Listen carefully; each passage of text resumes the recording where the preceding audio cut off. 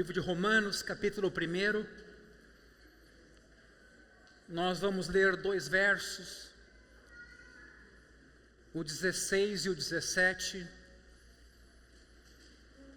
E a partir desse momento peço sua atenção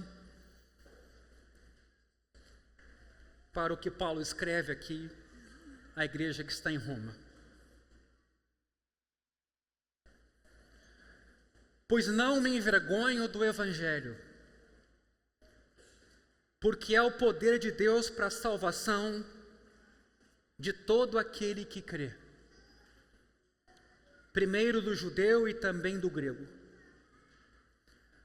Porque a justiça de Deus se revela no Evangelho de fé em fé, como está escrito: o justo viverá por fé. Hoje é a nossa terceira exposição em Romanos. A nossa proposta é abranger a carta toda. Uma carta que já transformou a vida de muitas pessoas, entre as quais Agostinho, Lutero, Calvino e muitos outros. Vimos na semana passada como Paulo teve compreensão do Evangelho e que o Evangelho diz respeito a uma pessoa e não a um conceito.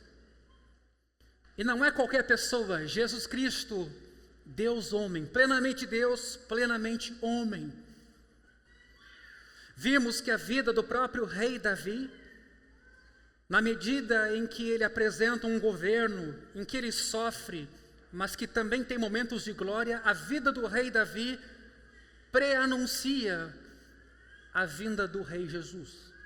Há um caráter de reinado, o reino de Deus se estabelece entre nós quando Jesus vem a esse mundo. O Evangelho, então, é uma declaração de governo perfeito de Cristo, mas um convite também para que nós nos submetamos a esse governo, fazendo dele o nosso Senhor e não somente o nosso Salvador. Vimos também que o Evangelho nos chama a obedecer a Cristo e nele confiar. No versículo 5, Paulo fala da obediência da fé. Obediência da fé. É uma obediência que vem da fé, que brota da confiança em Jesus, da entrega a Jesus, e aí a pessoa tem prazer em se submeter. Não é primeiro a obediência, mas é a fé. E a fé, então, nutre a obediência para que seja uma obediência alegre e prazerosa. Isso também significa que a fé verdadeira em nosso coração produz obediência, uma nova vida.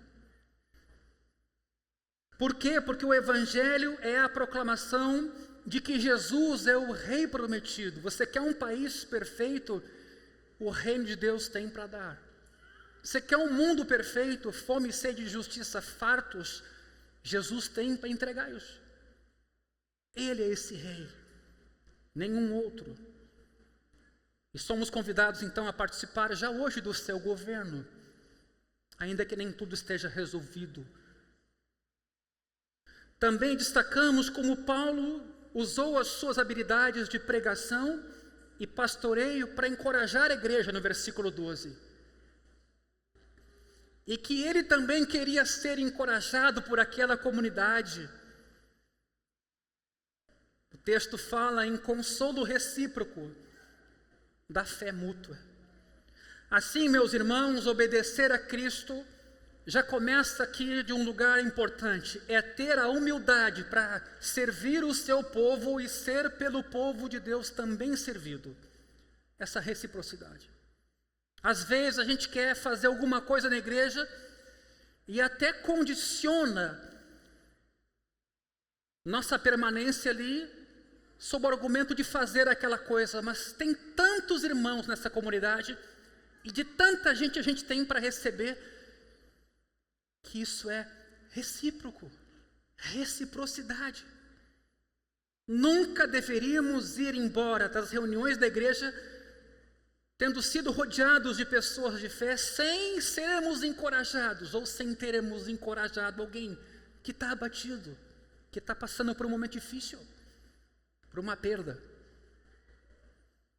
Por fim, o amor e consideração de Paulo por Jesus, e o seu amor e consideração também pelas pessoas, mas em segundo momento, primeiro por Jesus, são o motivo pelo qual Paulo diz no versículo 15 que está ansioso por visitar a igreja em Roma e fortalecer aquela comunidade.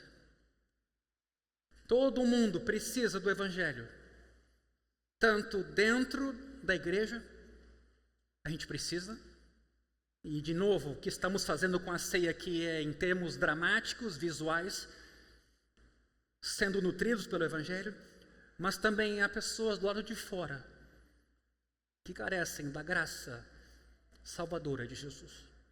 O Evangelho é a maneira pela qual as pessoas são chamadas à fé e crescem na fé. Mas aí chegamos no nosso texto de hoje. Em todas as épocas é possível sentir vergonha do Evangelho. Quem já não sentiu? De pregá-lo, de testemunhá-lo?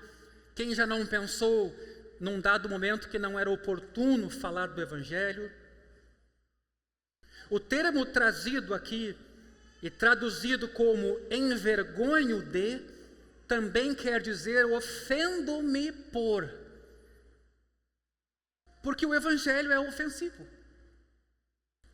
E talvez isso aumente um pouco mais ainda nosso receio, dizer que alguém é pecador, dizer que somente Jesus salva.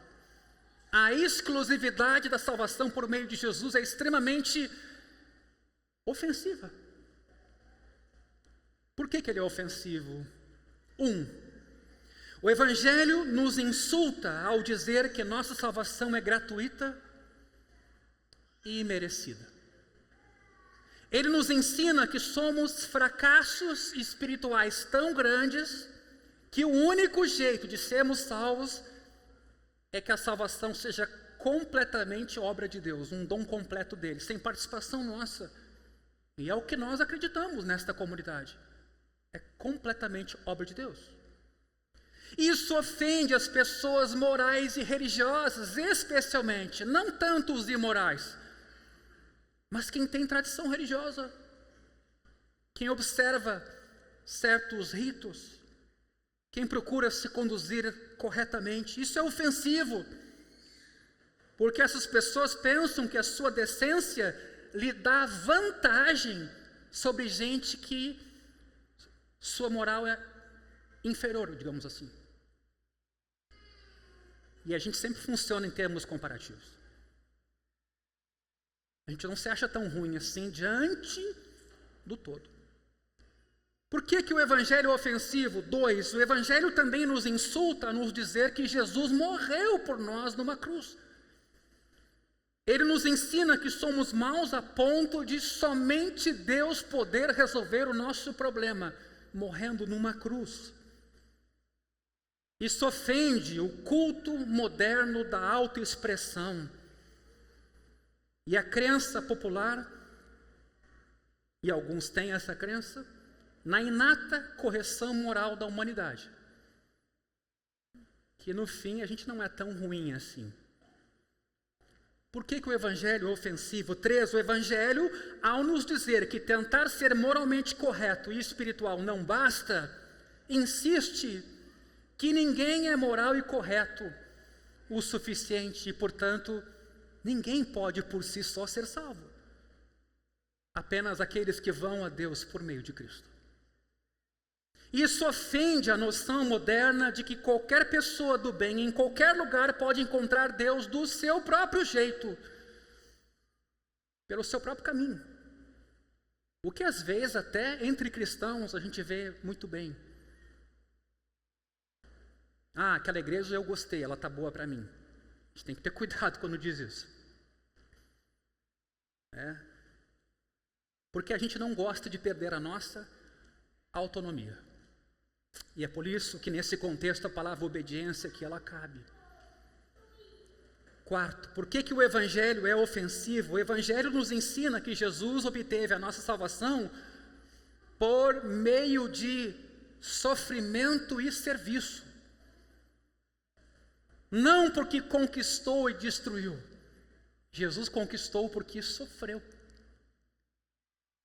E segui-lo significa, como igreja, sofrer e servir como ele serviu, lavando os pés de um Judas Iscariotes. Amém, gente? Jesus venceu se entregando. Jesus venceu servindo. E isso ofende as pessoas que desejam que a salvação seja uma vida fácil. Essa salvação está sendo vendida em muitos espaços aí. Mentira! Ofende também quem quer uma vida segura e confortável, sem turbulências, sem tribulações. O argumento costuma ser: Jesus já sofreu tudo que eu tinha que sofrer. Pedro diz que ele sofreu para nos deixar exemplo, para seguirmos os seus passos. No entanto, Paulo não se envergonha desse vergonhoso evangelho, desse ofensivo evangelho. Nos versículos 16 e 17 que temos aqui, encontramos um resumo desse evangelho, que vai orientar toda a sua carta. Por isso que é importante a gente prestar atenção no começo. Primeiro, Paulo não se envergonha do evangelho. Ele explica: pois é o poder de Deus. Queridos, Paulo gosta de fazer a oposição seguidamente em seus textos entre meras palavras e poder. Um exemplo disso, 1 Coríntios 4:20. Texto conhecido nosso. O reino de Deus consiste não em palavra, mas em poder. Ou seja, no texto de Romanos aqui, Paulo está dizendo que o evangelho não é mero conceito ou uma filosofia. Isso aqui é muito importante que nós entendamos, porque isso ainda não é claro para muitos de nós, e até para não cristãos, mais ainda. O evangelho não é um conceito, o evangelho não é uma filosofia. No evangelho, palavras e poder andam juntos. A gente tende a acentuar milagres físicos como demonstrações de poder. Mas aqui o evangelho, uma notícia, é anunciado como o poder de Deus. Preste bem atenção nisso. A mensagem do evangelho é o que Deus fez por nós naquela cruz e o que Deus um dia completará. Paulo afirma que o evangelho é, portanto, um poder. Não que ele traz um poder ou que ele tenha um poder, preste bem atenção nisso, mas que o evangelho efetivamente é o poder de Deus. E é isso que é misterioso. E talvez por esse motivo a gente tem que ter cuidado quando anda a cata de milagres e perde a essência do poder do evangelho redentor. A mensagem do evangelho é o mesmo poder de Deus, agora em forma verbal, cognitiva. Você ouve, você compreende. Essa mensagem ergue as pessoas, muda e transforma as coisas. Quando a mensagem é explicada, delineada, ou quando se medita sobre ela, o poder do evangelho é liberado. Pense em como você era e como você está hoje após o evangelho. Mesmo que não tenha recebido um milagre físico, digamos assim. Isso aqui é fundamental. O evangelho e sua mensagem é o mesmo poder de Deus para fazer milagres físicos também, mas agora como notícia, mensagem verbal, que a gente compreende, a gente recebe. E a gente sabe o quanto isso muda uma pessoa. Teodoreto, bispo sírio do 5º século, comparou o evangelho a uma pimenta. Ele escreveu: a pimenta por fora parece fria, mas a pessoa que aperta a pimenta entre os dentes experimenta a sensação de fogo ardente. Do mesmo modo, ele prossegue: o Evangelho pode parecer, a princípio, uma teoria ou uma filosofia interessante, até que faz sentido, que é coerente, que tem uma certa lógica. Sim, o ser humano não tinha como subir, pecador que é, humano que é, Deus teve que descer. Há uma lógica nessa história. Mas se tomamos essa mensagem, essa boa notícia, para a nossa vida, pessoalmente falando, nós descobrimos, experimentamos o quanto essa mensagem é o poder de Deus. Quanto ela é poderosa. O que seu poder faz? O que o poder do Evangelho faz? Versículo 16 diz: é o poder de Deus para a salvação. O poder do Evangelho é visto, meus irmãos, e talvez aqui a gente tenha uma pequena lacuna, em sua capacidade de transformar por completo mentalidades. Eu acho que às vezes a gente, quando lê esse texto, imagina a salvação uma coisa futura. A gente flutuando no ar com harpas e anjos cantando ao nosso redor. Uma coisa muito etérea. Será que é só isso salvação? É o poder de Deus para a salvação. Ou seja, o poder do Evangelho é visto na capacidade de transformar por completo a nossa mente, nosso coração, nossas orientações de vida, nosso entendimento de tudo o que acontece, o modo como as pessoas se relacionam com as outras, com o trabalho, com o dinheiro e assim por diante, com os filhos. Não se engane, o Evangelho, a mensagem do Evangelho não é só uma mensagem que absolve, ela transforma, ela muda, ela regenera, ela faz a gente nascer de novo e começar uma nova jornada. Acima de tudo, ele é poderoso, porque faz o que nenhum outro poder sobre a terra é capaz de fazer. A política não salvará ninguém. Ela tem o seu papel? Tem. Mas ela não tem esse poder messiânico. Não tem. Você vai se frustrar ano após ano, ciclo após ciclo. Não tem. Essa história já está contada. O poder de Deus está no Evangelho. Ele é poderoso. Faz o que nenhum outro poder sobre a terra é capaz de fazer. Veja quantas guerras, quantos conflitos, quantos interesses.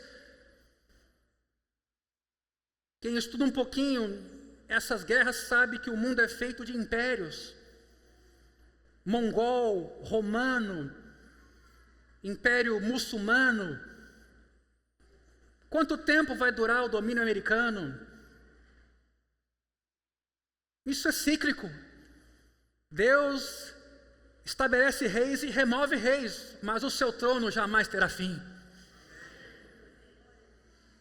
Mas a gente às vezes aposta as nossas fichas em coisas circunstanciais e passageiras.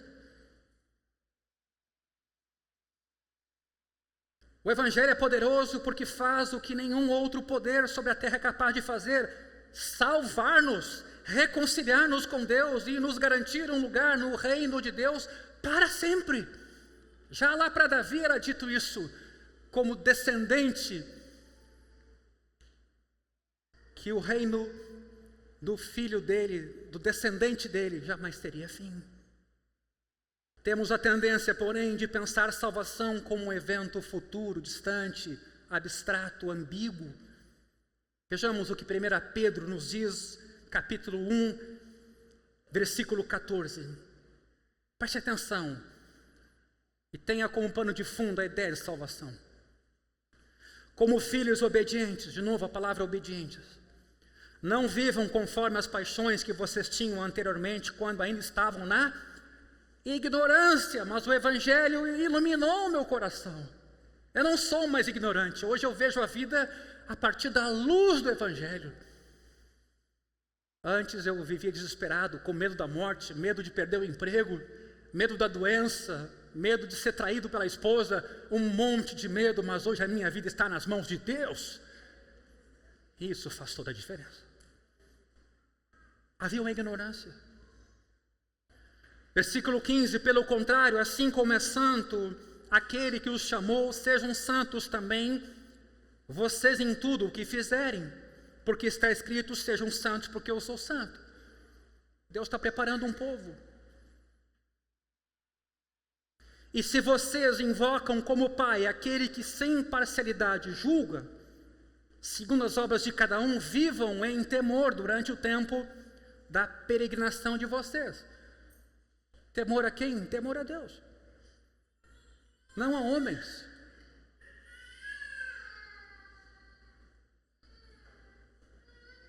E o versículo 18 nos dá uma importante explicação. Sabendo que não foi mediante coisas perecíveis, como prata ou ouro, que vocês foram resgatados, leia bem esse texto agora, da vida inútil.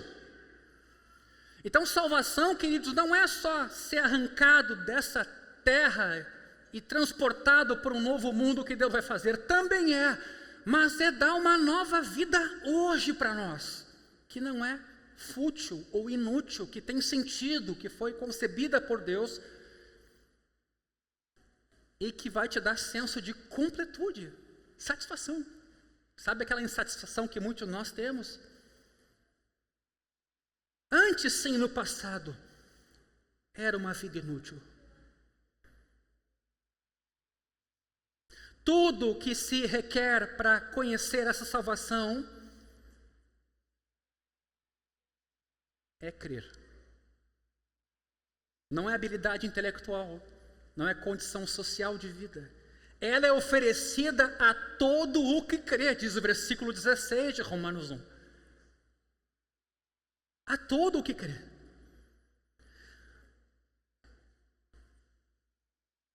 Aqui temos a primeira declaração explícita de que o único modo de receber o Evangelho e o seu poder é por meio da fé, queridos. A fé é, portanto, o canal ou a conexão com o poder do Evangelho, assim como o interruptor da luz é o canal e a conexão entre a lâmpada e uma fonte de energia. Mas a fé não é uma obra. A fé também é um dom de Deus. Note nas palavras de Paulo, o poder do Evangelho é ilimitado, mas ao mesmo tempo ele é restrito. Ele é para todos, mas para todos os que creem. Primeiro para os judeus, por intermédio de Cristo, também para os judeus e gentios, também por intermédio de Cristo. Contudo, Paulo estabelece um limite aqui. É para todo aquele que crê. E talvez foi aqui que muitos religiosos esbarraram um bocado com as suas boas obras, com o seu zelo, com a sua vida irrepreensível, acharam muito pouco a fé. Não gostaram que eles não puderam contribuir e participar com os seus méritos. O que tem o Evangelho, que torna o Evangelho tão poderoso, e sim, dá a ele esse poder de remodelar a nossa vida. Veja o versículo 17.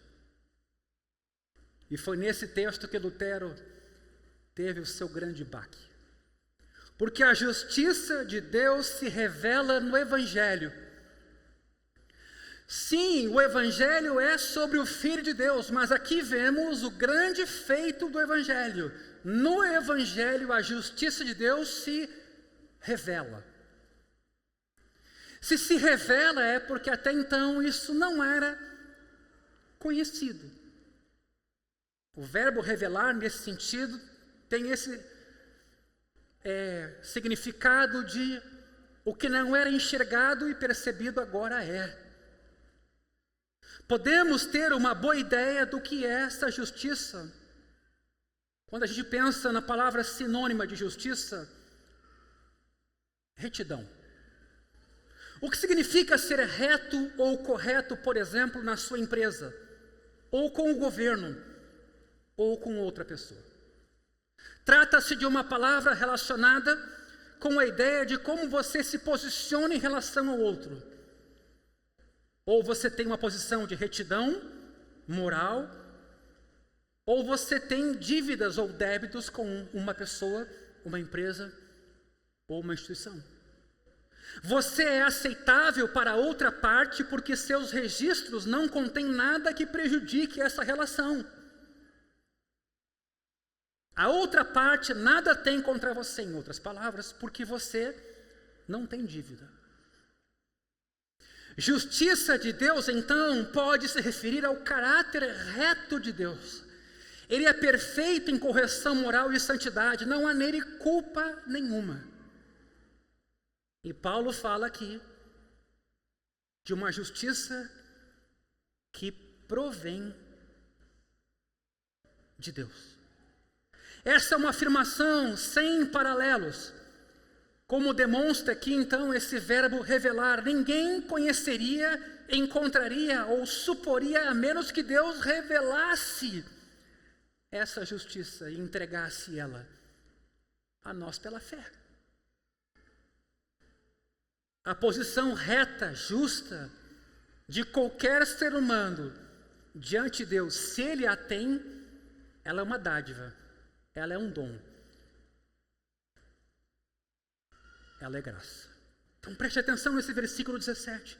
A justiça de Deus se revela no Evangelho, de fé em fé, como está escrito. A isso se refere a formulação complexa do versículo 17, ali no seu meio. Outras versões, como a NVI, traduzem uma justiça que do princípio ao fim é pela fé. Nós aqui lemos de fé em fé. Cuja leitura permite compreender que Paulo está simplesmente dizendo que a justiça é recebida por meio da fé e pela fé somente. Você não pode contribuir para ela. Não nos tornamos justos pela fé e depois mantemos nossa justiça por nossa própria conta. Correção moral, educação inclusive, não. A justiça sempre é uma dádiva. Há traduções que traduzem esse trecho aqui como justiça de fé em fé. E sobre esse texto, John Stott diz o seguinte: a fidelidade de Deus sempre vem em primeiro lugar, e a nossa fé não é outra coisa senão uma resposta ou reação. Deus fala e a gente responde. Deus opera e a gente agradece. Deus derrama e a gente recebe. É importante perceber tudo o mais que é prometido aqui, além de mero perdão, querido. Muita gente pensa que Jesus morreu apenas para nos perdoar. Nossos pecados foram sim depositados sobre Ele, e sim, graças a Deus, somos perdoados quando cremos nele. Isso é verdade, mas é metade da salvação cristã. Se Jesus tivesse feito somente isso, perdoando pecados, receberíamos não uma página em branco a partir da qual começar do zero, mas uma mesma página suja com os borrões de tudo que uma borracha acabou por apagar. Caberia a nós acrescentar o crédito, reescrever as linhas, recomeçar. Contudo, escute bem isso nessa manhã, Paulo nos diz aqui que nos foi concedido uma justiça, em vez de apenas termos sido declarados inocentes. Uma justiça ativa. Mesmo Lutero reforça essa verdade, de que a gente recebe não só uma justiça passiva, justificados, mas uma justiça ativa, capaz de praticar justiça. A salvação de Jesus não se compara a apenas receber perdão e libertação do corredor da morte e da prisão. Estaremos livres nesse caso, mas por nossa própria conta. As grades se abririam, mas para um novo mundo, ou para o mesmo mundo de então. Seríamos abandonados para construir o nosso próprio caminho. atirados de novo aos nossos próprios esforços, se pretendemos ser alguém na vida. E nós íamos cair no mesmo destino. Mas no Evangelho descobrimos que Jesus nos tirou do corredor da morte e em seguida pendurou no nosso pescoço uma medalha de honra ao mérito. Você já ouviu a expressão mais do que vencedor? Somos recebidos como heróis, como se tivéssemos realizado feitos extraordinários. E isso é graça. Como Lutero disse, foi a feliz troca. Os nossos pecados vão sobre Jesus e Jesus nos dá a sua justiça. Como não viver pela fé? Por isso que sem fé é impossível agradarmos a Deus. Como não viver na consciência de que é Deus quem dá a sua justiça? Que é Deus quem nos provê de obediência, que é Deus quem opera tudo em todos. Como não compreender isso? Como não confiar? Afinal, isso nos é dado pela fé. A ceia hoje, aqui nessa manhã, o corpo e o sangue de Jesus nos são dados pela fé. A justiça sempre foi recebida assim. Nós vamos ver isso mais no capítulo 4 de Romanos. Mas Paulo aqui diz no versículo 17, citando Abacuque 2,4, o justo viverá pela fé. Refletindo sobre o que o Paulo quer dizer aqui, talvez seja mais útil pensar em como nós, mesmo os cristãos, poderíamos viver sem fé. Na raiz de todos os pecados, meus irmãos, de todos os problemas, qual seja ele, está a nossa descrença no Evangelho e a nossa autoconfiança. A confiança de que nós podemos produzir, de que nós podemos dar conta, e é o momento em que deixamos de confiar. Tanto os imorais quanto os morais rejeitam o Evangelho quando tentam ser os seus próprios salvadores. E é por isso que Jesus no seu ministério vai ter esses dois grupos sempre em mente. Os religiosos, zelosos, e a prostituta, e o publicano, e o leproso. Quando pessoas licenciosas, desregradas, rejeitam a religião e a Deus, sua rebeldia, na verdade, consiste em recusar-se a crer e confiar no Evangelho, de que ele é suficiente.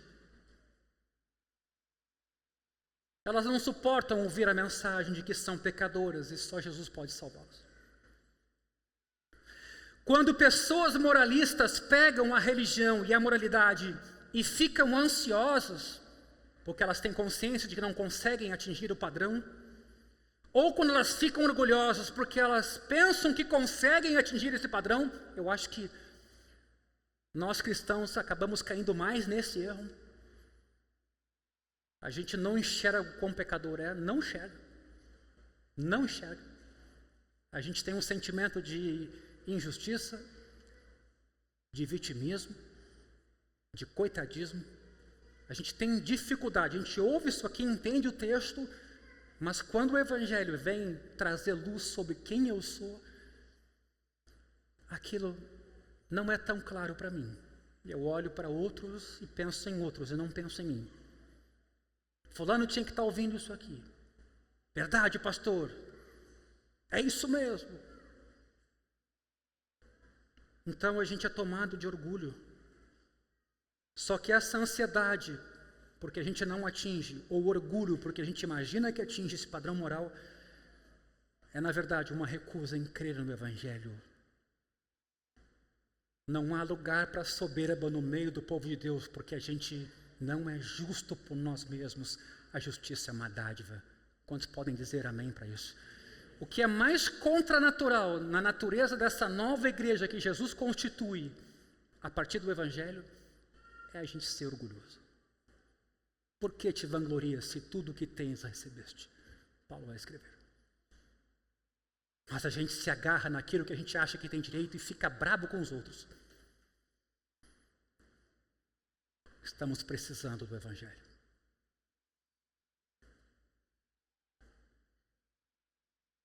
Quando pessoas cristãs pecam, isso sempre envolve o esquecimento de que elas não têm como salvar a si próprias, de que só Jesus pode fazê-lo. Quando somos amargos é porque nos esquecemos de que somos inteiramente salvos pela graça de Deus. Quando não temos paciência, quando murmuramos, é um esquecimento de que só podemos ser salvos por meio de Jesus e não por nossos méritos. Quando somos ansiosos, é porque de fato não estamos desfrutando da entrega e da confiança de que Jesus tem nas suas mãos a nossa vida, de que não podemos produzir um autocuidado, de que a nossa vida está nas mãos de Deus. Então, ansiedade, amargura, ressentimentos. Quando trabalhamos em excesso por medo de fracassar, ou nos sentimos deprimidos por termos fracassado, é porque nos esquecemos de que não podemos fazer por merecer nossa justiça, mas que aos olhos de Deus já somos justos. Você está percebendo por que Jesus elogia a viúva pobre? Por que Jesus sempre deu destaque a pequenos, aos nossos olhos, atos de fé, e não tanto com o conhecimento que as pessoas tinham? Entrega, confiança, dependência, humildade, submissão. O Evangelho sempre causará ofensa, porque vai revelar que temos uma necessidade que nós próprios não podemos suprir. Você não é autônomo. Você não é independente. Você não é completo. Você precisa de Jesus. Por isso sempre seremos tentados a nos envergonhar do Evangelho. E é por isso que o tempo todo surge essa conversa de igreja como um lugar de alienação, de que você não precisa de igreja e que você pode ver a fé do Evangelho sozinho. Não se engane com isso, não caia nessa falácia. Você tem que ser relembrado de novo e de novo que não é você, é Cristo em você. É o poder de Deus em você. Ficamos tão ávidos quando conhecemos a verdade, que a gente então, quando toma consciência disso, quer compartilhar essa verdade. Precisamos nos lembrar de que o Evangelho é o poder de Deus, de que Ele é quem revela a justiça de Deus e é o modo pelo qual recebemos justiça ativa. Não está lá em Gálatas capítulo 5, o fruto do Espírito é amor, alegria, paz, bondade, benignidade, mansidão, domínio próprio. Está lá, é fruto do Espírito. O oposto de se envergonhar não é se dispor então a compartilhar o Evangelho. Vai um pouco além para Paulo. É desejar agora ardentemente, com muita intencionalidade, compartilhar essa boa nova com quem ainda não a tem. Ficamos tão ávidos, desejosos, quando conhecemos essa verdade de que é Deus quem faz e a justiça dele nos é dada pela fé. Percebemos o tamanho dessa profundidade e aí confessamos como Paulo: considero tudo como perda por causa da sublimidade do conhecimento de Cristo, pelo amor de quem perdi todas essas coisas e as considero como lixo. Veja o parâmetro: Cristo, sua sublimidade e as demais coisas. Não é que as coisas eram um lixo, as coisas em comparação com Cristo eram perda. E é por isso que Paulo aqui está ansioso por pregar a palavra entre os romanos, cristãos e os não cristãos, como ele deixa claro aqui. Não é porque sabemos que devemos fazer isso, e nem porque a gente sente que precisa compartilhar o Evangelho, mas porque desejamos fazê-lo, porque amamos fazê-lo por causa do seu nome. Veja o versículo 5 desse primeiro capítulo de Romanos.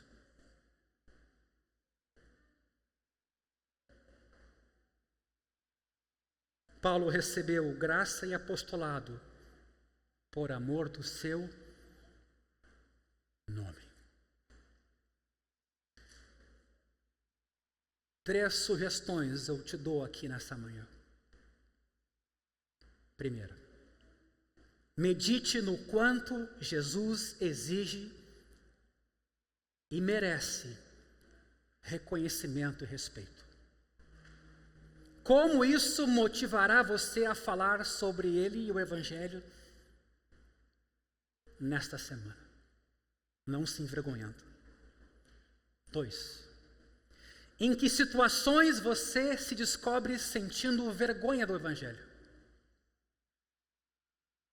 Em que momentos você sente esse constrangimento? Como os versículos 16 e 17 que olhamos hoje poderiam transformar esse sentimento em agora anseio, profundo desejo de compartilhar essa notícia de que na verdade não somos nós quem fazemos, mas é Cristo quem nos dá a sua justiça. E por fim, 3. Pense em um pecado contra o qual você luta intensamente. Pense agora. Em que sentido você está rejeitando o Evangelho ao pecar desta forma?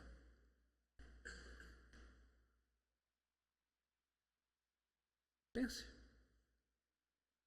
Como crer no Evangelho transformará a tua próxima luta contra essa tentação e esse pecado?